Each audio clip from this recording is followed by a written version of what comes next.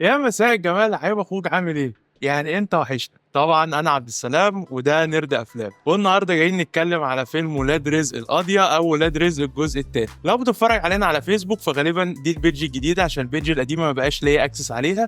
ولو عندنا على يوتيوب هتلاقي الفيديو متقسم تحت. عايزك تجيب كوبايه شايك عشان النهارده عندنا حاجات كتير نتكلم فيها. هنفصص فيلم ولاد رزق، وعندنا كمان في الاخر ستوري تايم، فيعني هتنبسط. وما تقلقش، الريفيو دي ما فيهاش اي نوع من انواع الحرق. زي ما شفنا في اخر الجزء الثاني، فالمعلم صقر طلع من السجن واجتمع مع الشربيني والشاي، وكان عايز ينتقم من ولاد رزق. في الجزء الثالث بقى هنشوف في اوله ان ولاد رزق بطلوا الشمال وشغلهم كله بقى نضيف، لحد ما يحصل لهم حدث ما هيكون السبب فيه هو المعلم صقر، وده هيخليهم يخسروا كل حاجه. فطبعا هيلجأوا لرؤوف حمزاوي عشان يعملوا عمليات جديده، واللي بدوره هيجيب لهم عمليه في السعوديه، وتحديدا في الرياض، في ماتش الملاكمه بتاع تايسون فيوري وفرانسيس انجانو في افتتاحيه موسم الرياض. وهم لازم يعملوا العمليه دي لانها طوق النجاه الاخير لولاد رزق. وده باختصار قصه فيلم.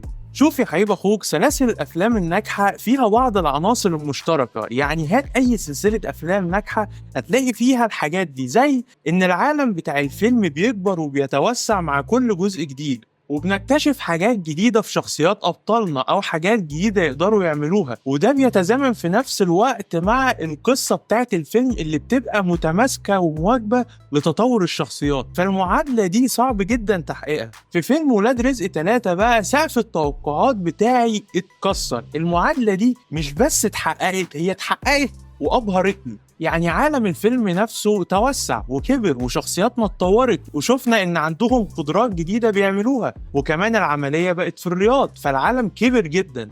وفوق كل ده انت جمعت لي كل الشخصيات الشريرة من الجزئين اللي فاتوا، وكمان عليهم شرير جديد. فهو كان حاجة كده عاملة زي اند جيم مثلا، لما مارفل جمعت كل شخصيات العالم بتاعها. طارق العريان المخرج وصلاح الجهيني المؤلف لما لقوا ان في حاجات عجبت الناس في الجزء الاول، راحوا واخدينها عاملينها في الجزء الثاني، عجبت الناس تاني راحوا واخدينها عاملينها في الجزء الثالث. وده في الاخر شكل لنا الهويه بتاعت فرانشايز ولاد رزق. حاجات زي مثلا ان ولاد رزق بيروحوا يعملوا عمليه سرقه ما، بعد كده يحفلوا في عربيتهم المكشوفه، وطبعا الفيلم بيكون ليه مهرجان جامد فشخ بيشتغل في المشهد. بعد كده مشهدهم هم في الكباريه ومعاهم نسوان كتير وبيحفلوا. فكل المشاهد دي بتشكل القالب او الهويه بتاعت ولاد رزق، واللي المؤلف والمخرج حافظوا على ده بذكاء. وبمناسبة الكلام عن قالب الفيلم، فطبعا في مهرجان حلو في الجزء الثالث، بس برضه مش بحلاوة مهرجان أصول الأرض بتاع الدخلوية بتاع الجزء الأول بصراحة. أصل ده الدخلوية يعني أنت بتتكلم في إيه؟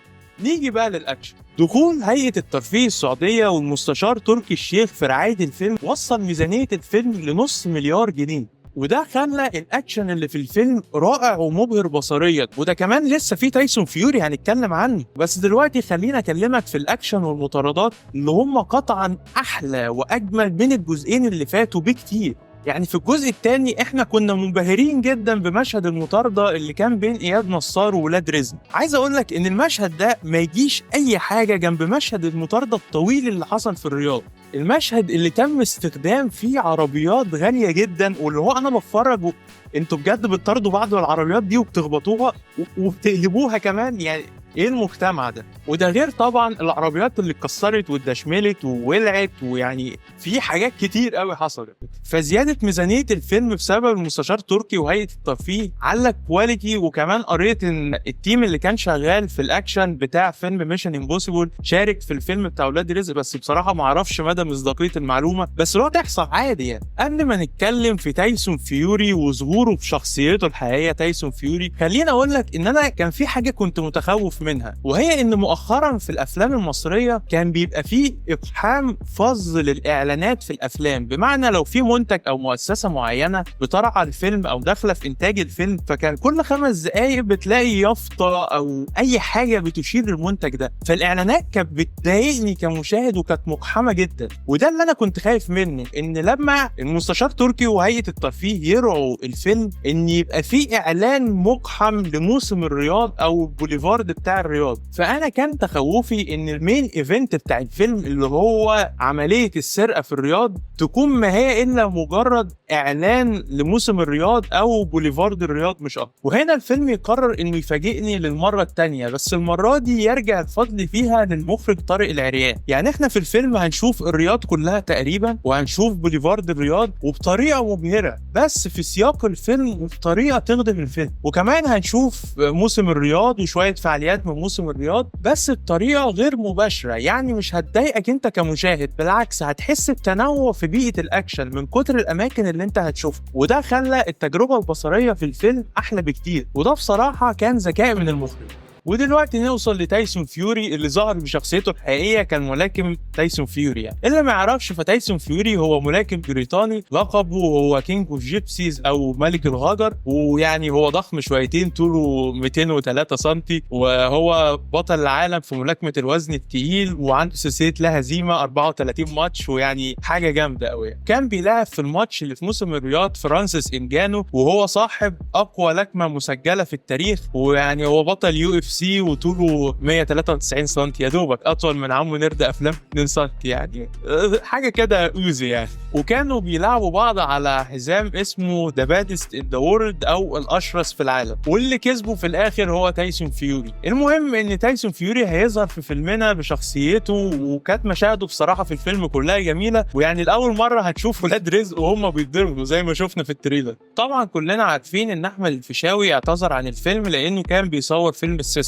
ولان دور عاطف مرتبط بدور رجب، فاحمد داوود وهو كمان مش موجود في الفيلم. فاحنا كده عندنا شخصيتين اساسيين مش موجودين في الفيلم. وانا هنا مش بتكلم على شخصيه في حد ذاتها هي اللي ناقصه، انا بتكلم على عدد. احنا عندنا عدد 2 افراد مش موجودين، فده اللي هيدخل في كاست الفيلم الشايب وكوري. الشايب عامله آسر ياسين، وكوري عامله علي صبحي. الشايب المفروض انه كان يتعمل له فيلم مستقل ليه يحكي قصته في نفس عالم ولاد رزق، بس اتأجل كذا مره لحد ما اتلغى. فالشايب هيتقدم لاول مره في الجزء الثالث بتاعته، وتقدمته كانت كويسه جدا، يعني حكى لي حته من ماضيه واداني شويه معلومات عنه، فده كل اللي انا محتاج اعرفه يعني. اما بالنسبه لكوري فشخصيته ملهاش اي علاقه لا بشخصيه رجب ولا بشخصيه عاطف. هو كوري كاركتر كده لوحده موجود، كله حلو جدا، سواء بخفه دمه او غباوته او حتى سرسجته وطريقه لبسه والكاب المسطره والحاجات الغريبه اللي هو كان بيعملها دي.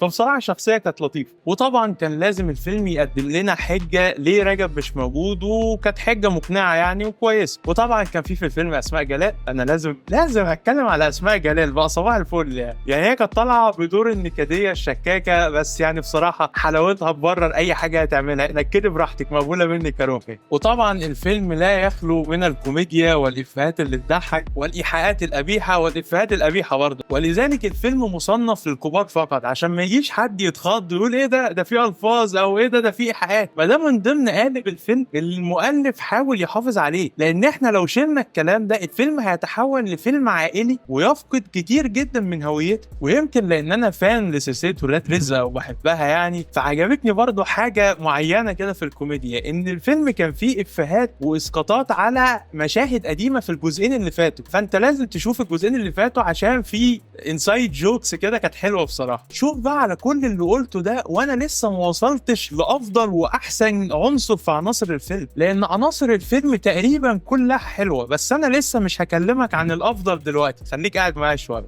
دلوقتي خلينا اكلمك على الشخصيات الكتير اللي ظهرت في الفيلم. يعني يتقدم لنا شخصيات جديده زي الشايب وكوري والنونو، بس مش هقول لك مين النونو بصراحه عشان ايه، عشان ما احرقلكش، يعني هو اتذكر اسمه بس في التريلر بس ما شفناش شكله، فانا مش هتكلم عنه. وفي كمان احمد الرافعي اللي عامل دور سلطان الغول. الراجل ده اكتر حد ابهرني في الفيلم، كشف لنا عن موهبه تمثيليه جباره عند الراجل ده. وطبعا عندنا شخصيات قديمه ظهرت زي المعلم صقر، الشربيني، فؤاد جمال الدين، وكلهم تقريبا يعتبروا كانوا اعداء لولاد رزق. فالتحدي بالنسبه لي كان ازاي هتعمل قصه واحده متماسكه في جزء واحد من الفيلم تجمع كل دول. ده تقريبا كان اكبر تحدي بالنسبه للمؤلف، وده يوصلنا لاحلى واجمل وافشخ عنصر من عناصر الفيلم، وهي بلوت تويست. يعني احنا عندنا برضو من ضمن قالب ولاد رزق ان حد منهم بيتخطف او بيتاخد عادي وبيروح يحكي قصه، واحنا من خلاله بنشوف قصه الفيلم كلها او الاحداث كلها فلاش باك، ويجي عند حته معينه يحور على اللي بيحكي له، بعد كده بقى القصه تتكشف بجد ونشوف بقى البلوت تويست وبتاع وكل ده. فالجزء الاول كان عندنا ان